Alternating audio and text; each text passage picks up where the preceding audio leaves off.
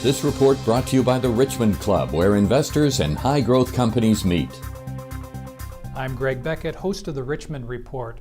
I recently added a Texas oil and gas company by the name of Lonestar Resources to the Richmond Club Index. Over the past 3 years, the company's grown its resources by over 50% per year. Yet despite this phenomenal growth, the company's stock is trading at less than half of its book value. I sat down with the company's CEO Frank Bracken to learn more. Frank, welcome to the program. Thanks very much. So tell us a little bit about your company, but first I want to hear a little bit about your background. When you graduated from Yale, you got a great job with Peter Lynch. Correct. So how did that happen? Pure luck. I was one of 5 people chosen for their analyst class that year. It was 1986. Oil was $6, and walked into my office and said, "You're from Texas. You're doing oil and gas." So I was typecast. Really an amazing experience for me. Really in 2 regards. First, to be able to be mentored by someone who can tear a company apart, understand their earnings power, understand what makes them tick in minutes was just an amazing experience for me, and really gave me a lot of analytical tools. But secondly, at the time, Fidelity was the largest money manager in the world, and having access at the age of 23 to CEOs of Exxon and Chevron and places like that, and being able to see how they operated their companies is something that I try to carry with me every day. I try to remember really what made those companies successful, what made companies fail, and use those learnings in what I do every day at Lonestar. And then you moved to become the managing director of what company? Well, I've done several things. I was actually an investment banker for quite a while. Yeah. Mostly at Jeffries, focusing on the energy space.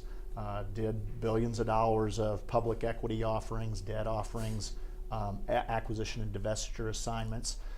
So a lot of the tools that I've put in my kit came from those experiences. And you were also with Getty Oil?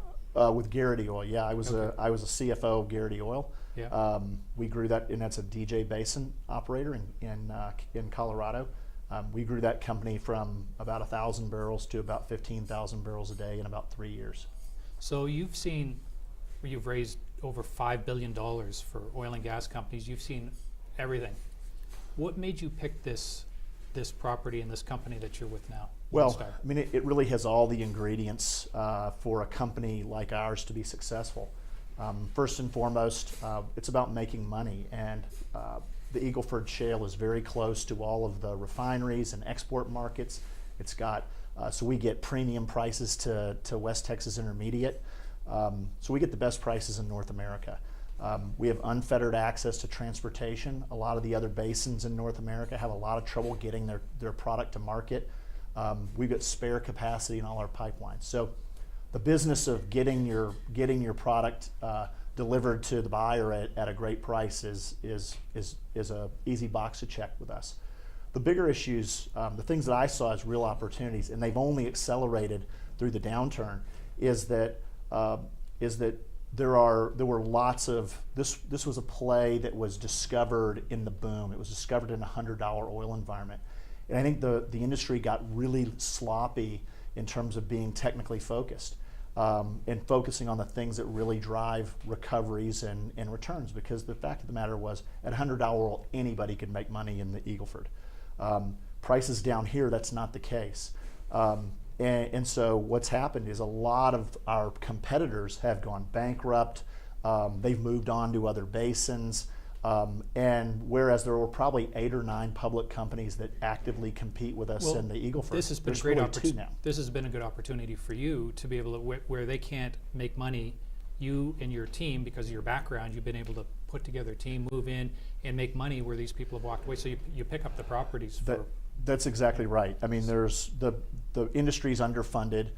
The equity markets are difficult to raise money in right now, and we're in an environment where most of our competitors' focus is elsewhere.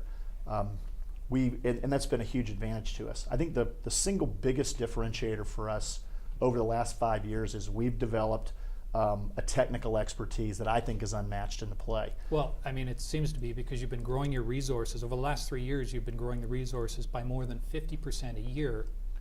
And that's phenomenal growth, but why is the stock trading at half of its book value? Well, I think by and large, we're the baby that's getting thrown out with the bathwater.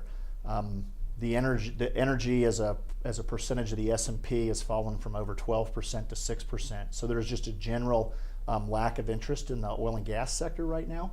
And I think that smaller companies get particularly hard hit when those circumstances arise. And it's, having looked at the industry. Yeah, so it's the cycle is down and you're a junior. And it's happened I get it. 7 times in my 33 years of being in the business. But I guess it's a matter of riding the cycle. That's well, look, we can control our own destiny to some extent. We're projecting 25% compounded growth through 2020. That in and of itself, I think, will solve part of the problem. Well, getting out and telling your story is important too. It is important. You haven't done a whole lot of that in the past 3 years. So. We haven't. We've been focused on the business. Yeah. The business is starting to run really well, and the opportunities are multiplying.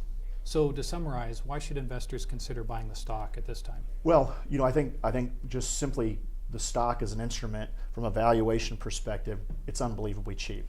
The stock's trading at about half of its proved net asset value. That caused me to go buy some stock last week in the open market. So I'm putting my money where my mouth is. But I think you're betting on a company at a really cheap valuation it's a maverick in a way. We're real contrarians. We're focusing and growing our technical efforts in an area that a lot of other companies are abandoning. So the opportunity set is really ripe for us right now. Good job. Keep up the good work. Thanks for joining us. Thanks very much. For more information about the company, go to lonestarresources.com. If you'd like to see more videos about undervalued high-growth companies, please click the subscribe button below. If you enjoyed this video, please let us know. You've been watching the Richmond Club Report. If you've just come across this channel, please feel free to like and subscribe. I'm sure you'll find a lot of interesting and lucrative investment and trading ideas around here. We'll see you again soon on the next video. Cheers, guys. Have an amazing and profitable day.